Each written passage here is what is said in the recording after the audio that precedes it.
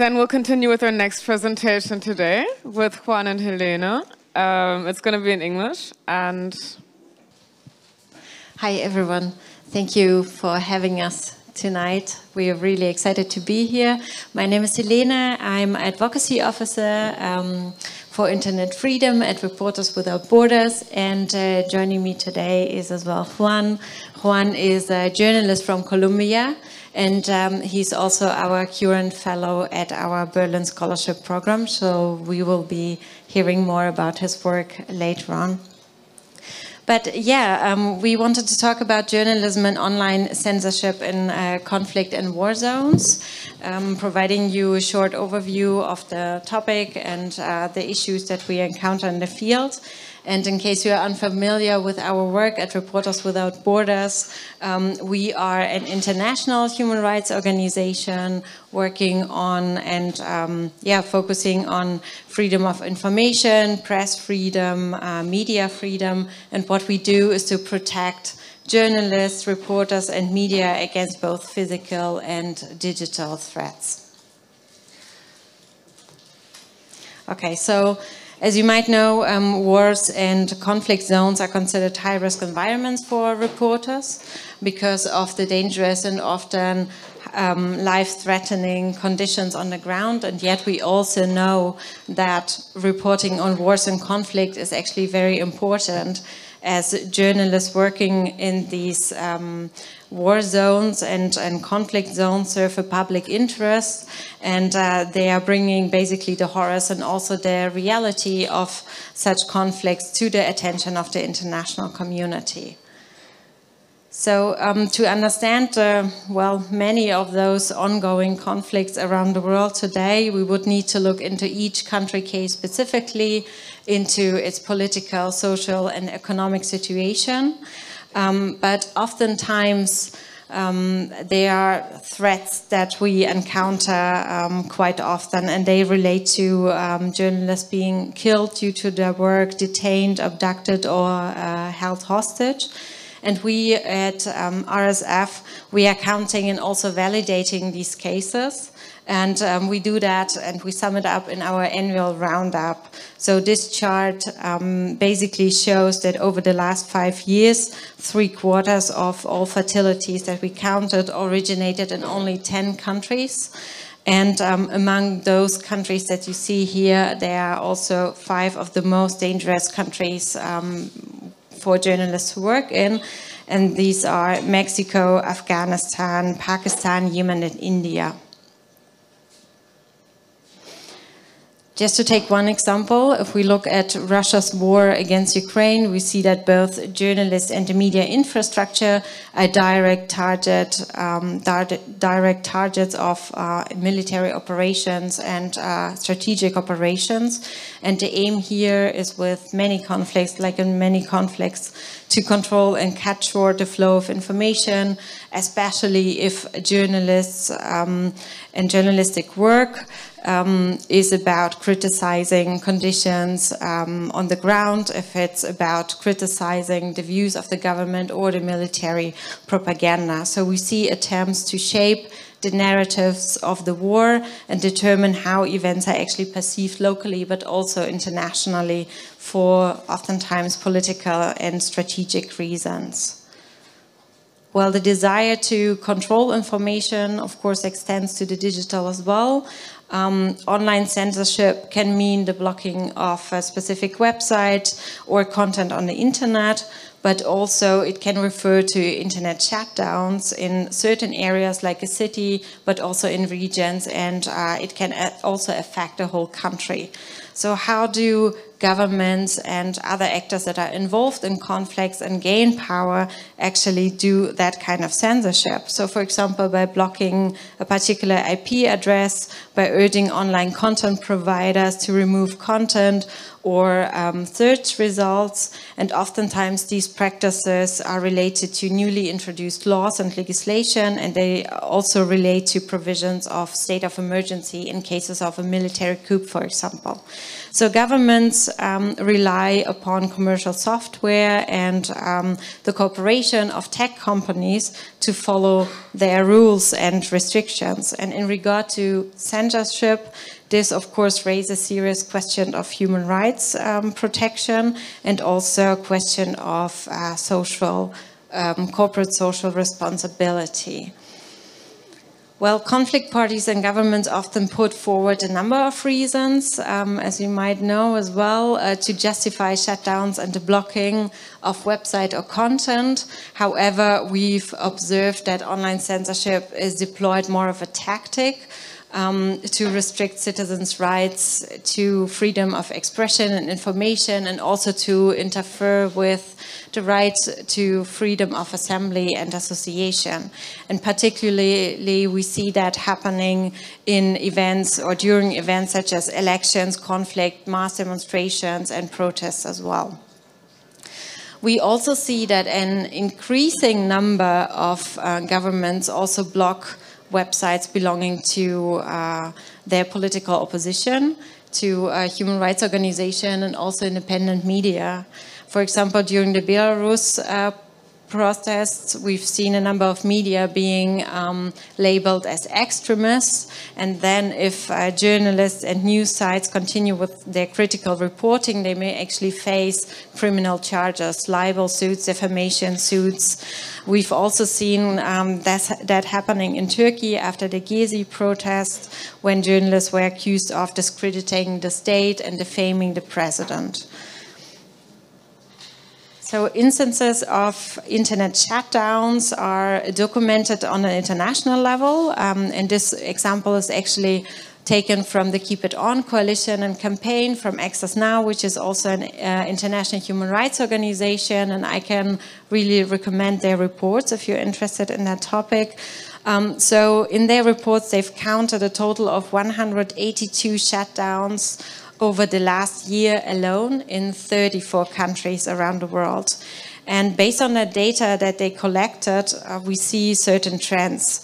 And those trends show that, for example, the number of governments imposing internet shutdowns during mass demonstrations continue to grow, including in long-time democracies and also authoritarian states. So, for example, India shut down the internet last year alone for 106 times, which is quite a huge number. Trends also point towards prolonged shutdowns, increasing in scale and sophistication. So the longest shutdown that was counted was in Bangladesh and lasted for 335 days, and it was based in a refugee camp. We also see that most shutdowns directly target applications and services used by protesters like Facebook, Twitter, WhatsApp, and other services. So blocking communication services and access to the internet is directly linked to nurturing a culture of impunity, oftentimes for crimes committed during that kind of shutdowns, during mass demonstrations, for example.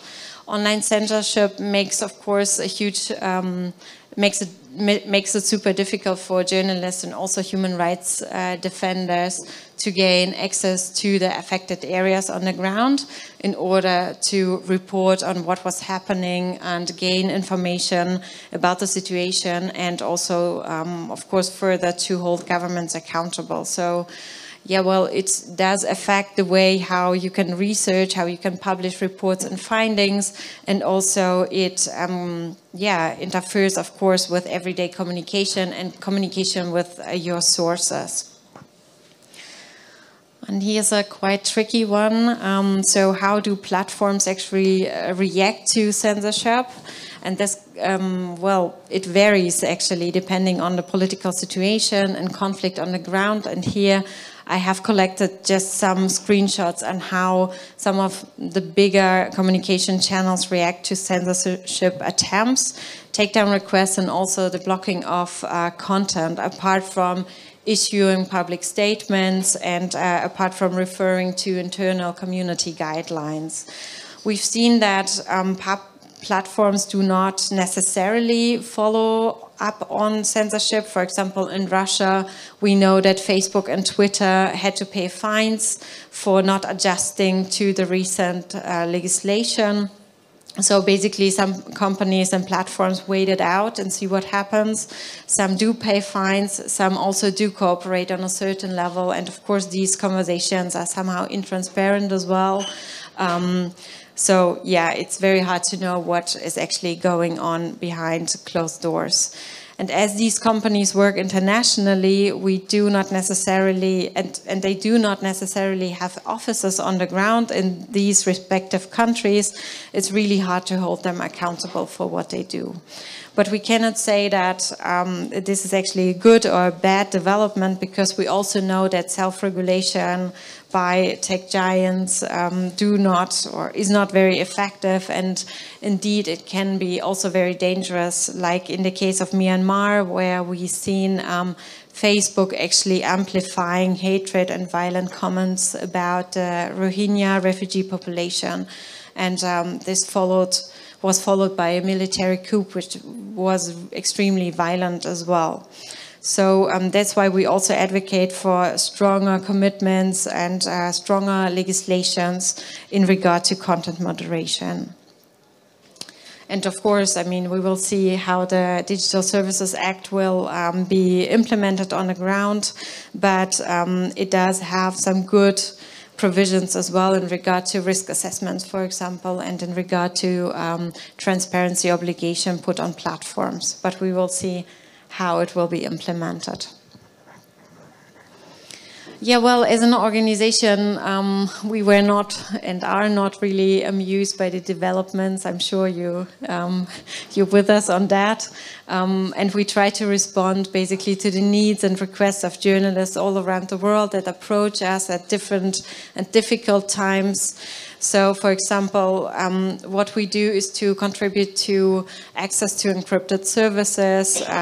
We donate paid VPNs. We also support the Tor project with the creation and maintenance of entry nodes into the Tor network. We recently been in touch with reporters from Taiwan, and we are trying to set something up to support them as well. We also have this really nice project, Collateral Freedom, because in order to circumvent website blocking by governments, we use mirroring to duplicate censored sites and also to place copies on international servers. And then if governments basically attempt to block these servers as well, that would be, deprive thousands of companies in their countries to access to essential technologies and platforms. And that will again result in economic and super high political costs on the ground. So we use this collateral effect to provide access to blocked media website, and we do that in Egypt, in Belarus, in Cambodia, Azerbaijan, and way, way more countries, unfortunately, I have to say. Collateral Freedom is also inspired by the work of Great Fire. Maybe you heard about that NGO. It's an NGO that uses such techniques of mirroring and other to circumvent Chinese government censorship. And beside these small projects, we also assist journalists from various countries in very difficult situations with grants, with administrative and financial support. We support their families as well. And we also support them with opportunities for refuge and training. So, for example, our Berlin scholarship program provides that kind of training in regard to digital security. And as you see in the photo, one of our current fellows is Juan, and I pass over to you, Juan, so we can get familiar with your work as well a bit.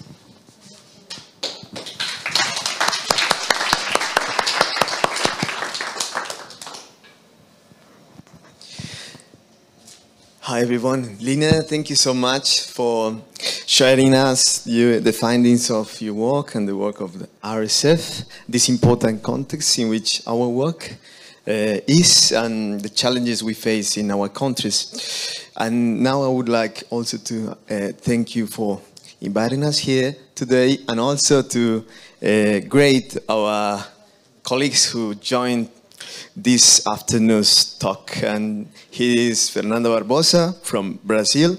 She's also a journalist in Rutas del Conflicto, which is the media I work with.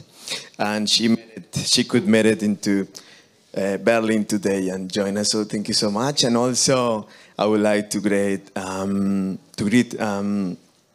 Vania Pillenot. She is a Mexican journalist, and as you said, well, in Mexico, the situation is also at stake. So thank you so much for joining. And if after the talkings you want to, well, take advantage of their presence here, I would recommend you to talk to them too. So in Colombia, we are now in a very strange, blurry, bizarre transition situation at the moment. We don't really know what's going to happen next. We are just having some historical moments in our political history.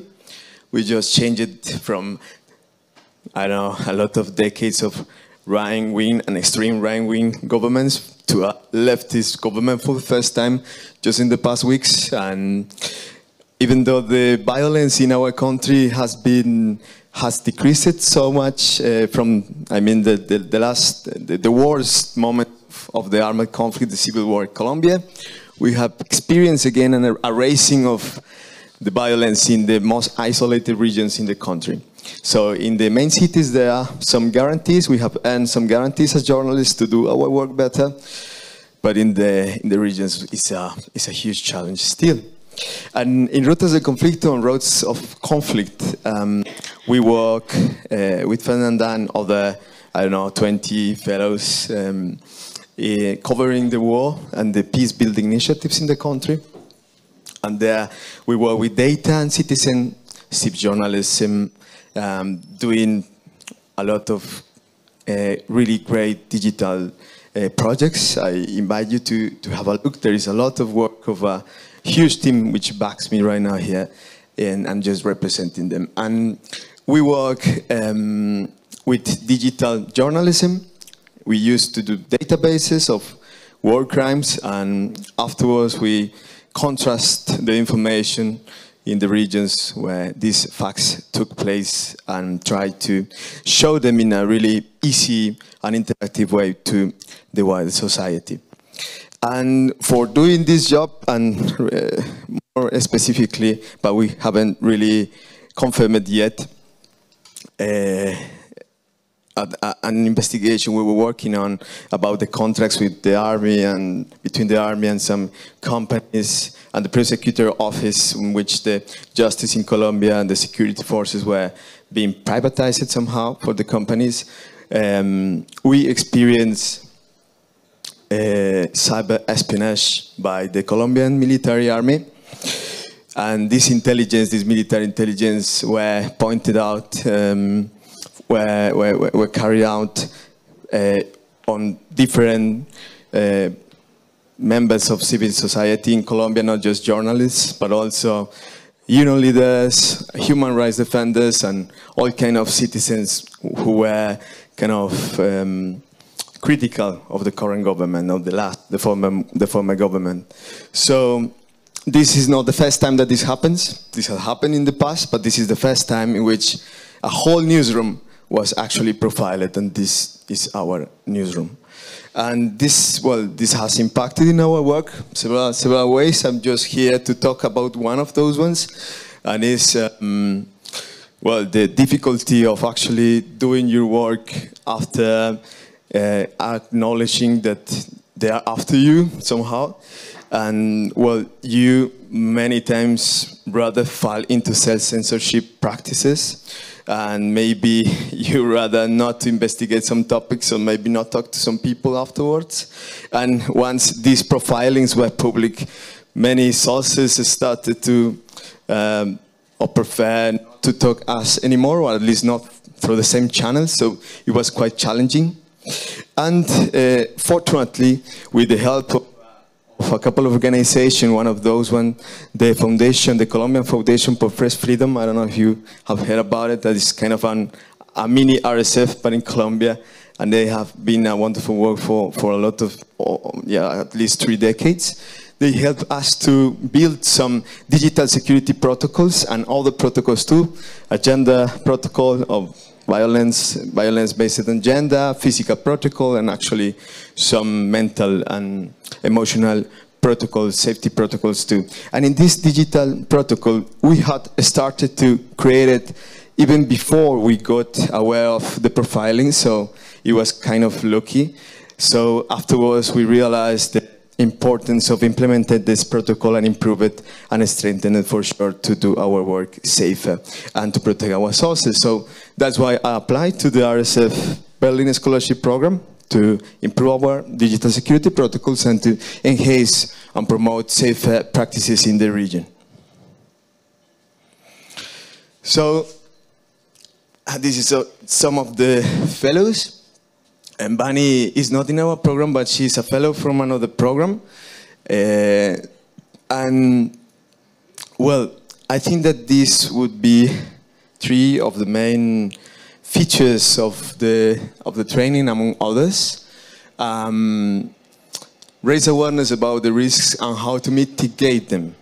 And here it's really important to have in mind that this is very much context related, yeah.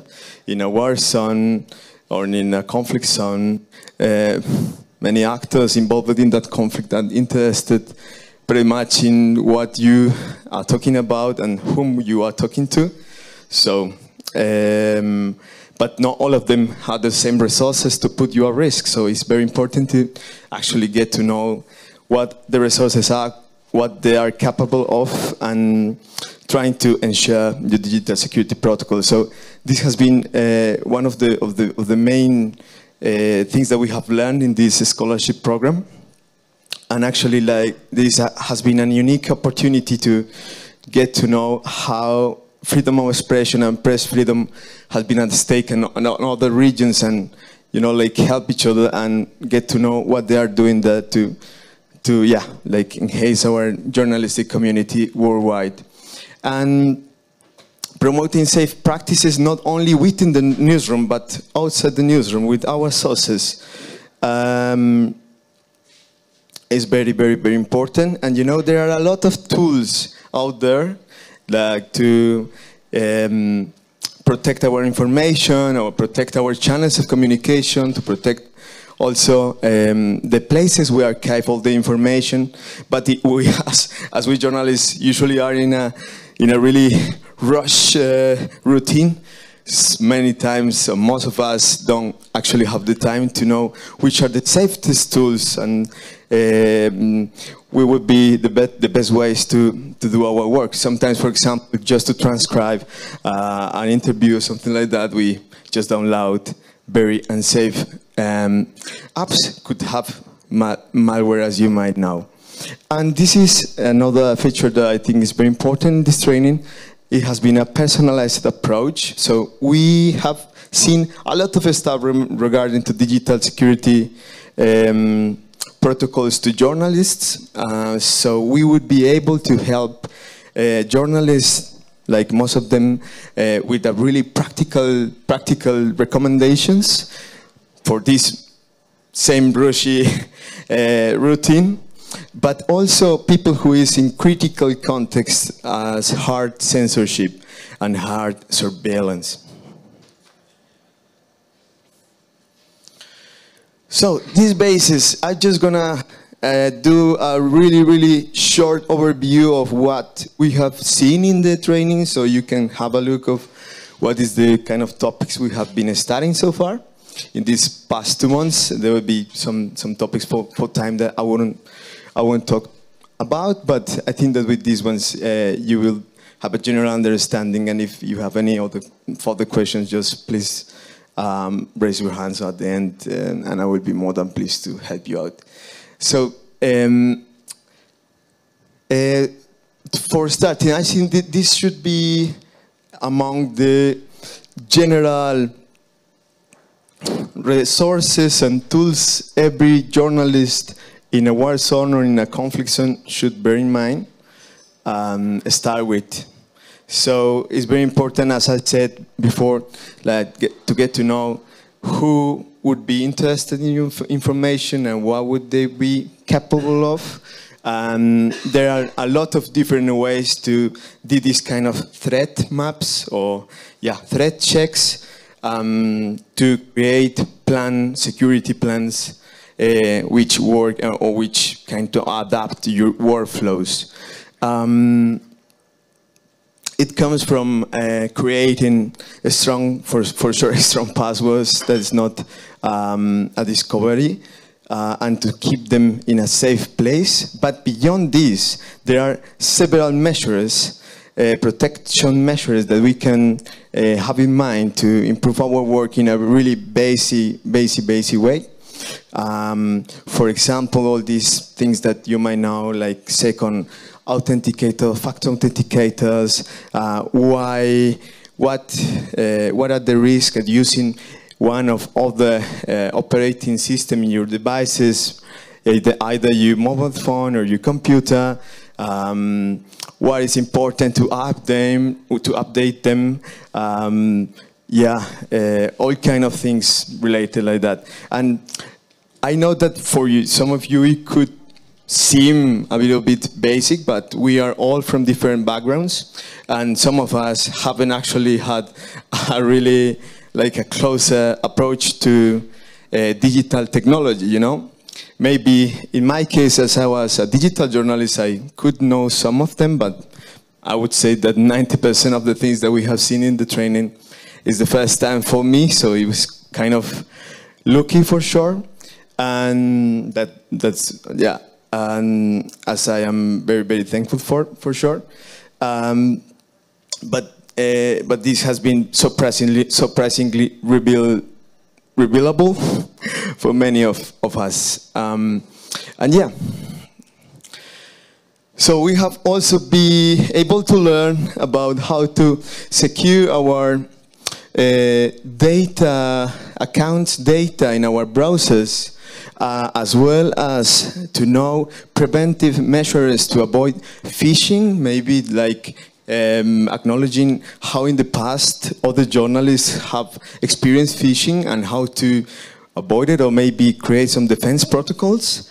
Earlier, Lina was explaining us in this important context how they work with this, or how they deal with all these risks, all these challenges, and one of those one is giving some or making bridges between the Tor project that is really, really awesome, and I think that some of you have know it, and who know, please do so. This is just, you know, like a really safe browser to clean all the traces of your browsing. And for sure, as journalists, digital journalists, if the deep web is a source for our investigations, we can kind of get to do it safely. That's one of the things we have been learning in the last 2 months. And also, there is something really cool about this project. I don't know if you have heard about the bridges. Have ever someone here heard about bridges in the Tor project? No? So, yeah. So, cool. You are from the Tor project?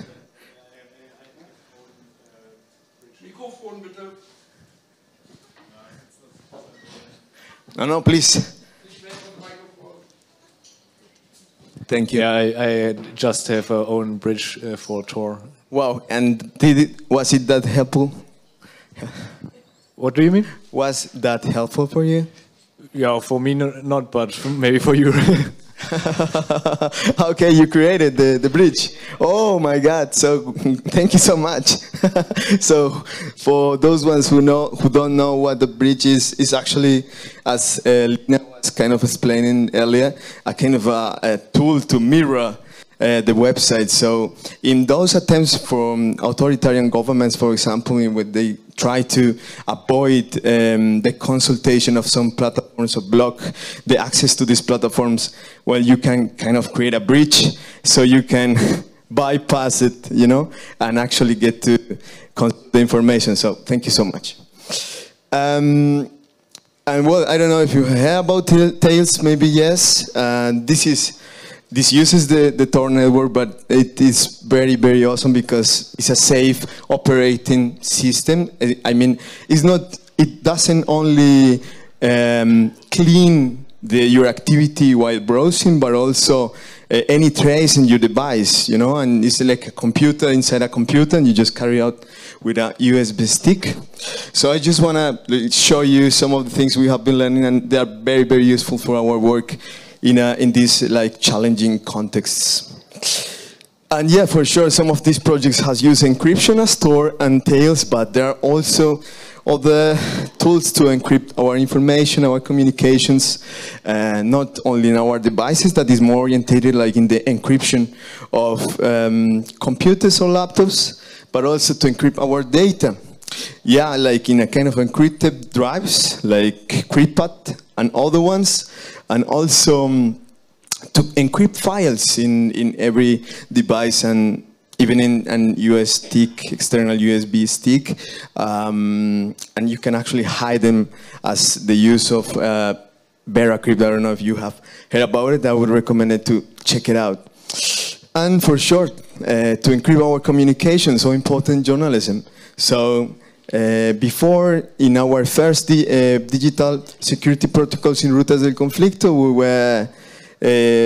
we could discover through our research and also the help that we have from these organizations I told you about earlier, that there were some tools like Mailbello to encrypt our messages in the regular mainstream mail services, but also there is other ones like ProtonMail and so on. Also, what are the pros and the cons to use messaging, instant and messaging services, and as Lina was telling us, the importance of the use of VPNs. And now, just for finishing, and to let you know that we all fellows, we are 6 of us, and we are all working in some projects to enhance our individual digital security plans to travel back home, but also to improve and to promote these safe practices in our regions or in our communities. And in my case, well, as I told you, we got these digital security protocols that we want to improve for sure. And this is very, as I told you, personalized a personalized approach. So in our case, as we are a website, well, several websites, we have one of the main risks in our work is that people interested in that our information is not known by the way public, they can kind of take them down the website. So that's part of our digital security protocols in our website, like specifically talking. It's important also for me and for my team, with the help of other organizations in the country, to carry out all kind of workshops and help them out with the urgent critical cases, but also as a general basis with these tools that we have been learning in this great scholarship. And just for finishing, to let you know that there is a project I'm working on right now to guide editors so they can both lead the building of their digital security protocols, but also train their teams, their newsrooms. So I would try to help them out with. I'm also a colleague teacher in a university where I teach some subjects related to journalism. So I'm trying to, also combine all these practical tools and practical experiences we have learned here with this pedagogical material. I'm sure that they will be very useful in our context. So yeah, there are many topics I left outside, like all what we can do with strategies to fight online harassment, for example, that we in the trainings we could see a lot of this information, and also how to use OSINT, open source intelligence, to tackle disinformation and other kind of big challenges that we are now in this digital world facing as journalists and citizens and all kinds of citizens too. So thank you so much for your time, and I hope that I was clear. Thank you.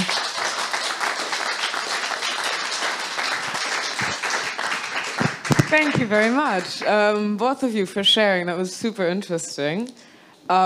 Just maybe briefly, we are launching, because we've been talking about digital security trainings and what you need on a basic level, but also on a more advanced level to protect yourself as a journalist in a very difficult situation. We just wanted to invite you to our lounge event, the Digital Security Lab. This is our forensic lab where we will try to actually analyze devices of journalists to see whether their devices have been compromised, whether we can find malware, whether we can find spyware at best. So we are trying new things out, but if you're interested, come by. It's here at Seabase. It's on the 18th of July. And let's have a talk. And also, if you are a journalist, a reporter, working in sensitive settings, even here in Germany, please reach out to us if you think that you might be a target or you were a target in the past. So we're happy to hear from you. Thank you. Yeah, we will be waiting for you on the 18th. And if anyone wants to also connect with us in RSF or Reuters, we are in all social media platforms. So just please contact us. Thank you. Thank you. There will be a link and an announcement on our website. So yeah, but we will make sure that you will know about it, and we will communicate that very soon. Sorry, yeah. Yeah, is there any comment or any question? Oh.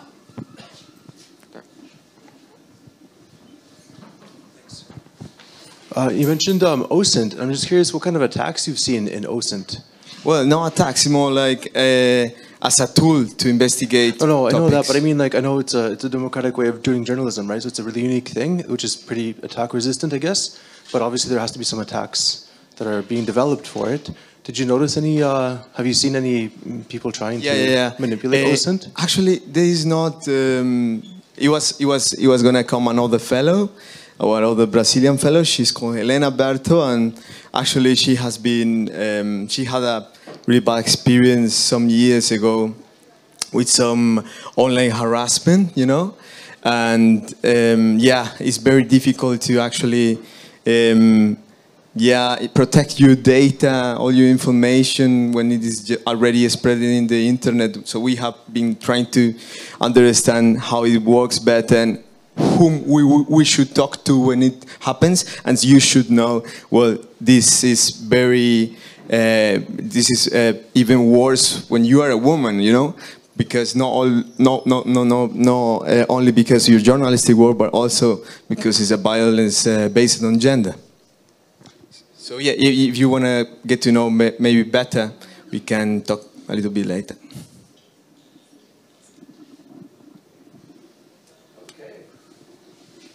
Yeah, we will be staying here a while, so please come and talk to us, and also to our wonderful past fellows and recent fellows, Fernanda and Bunny. So come and talk to us. Thank you so much. Thank you.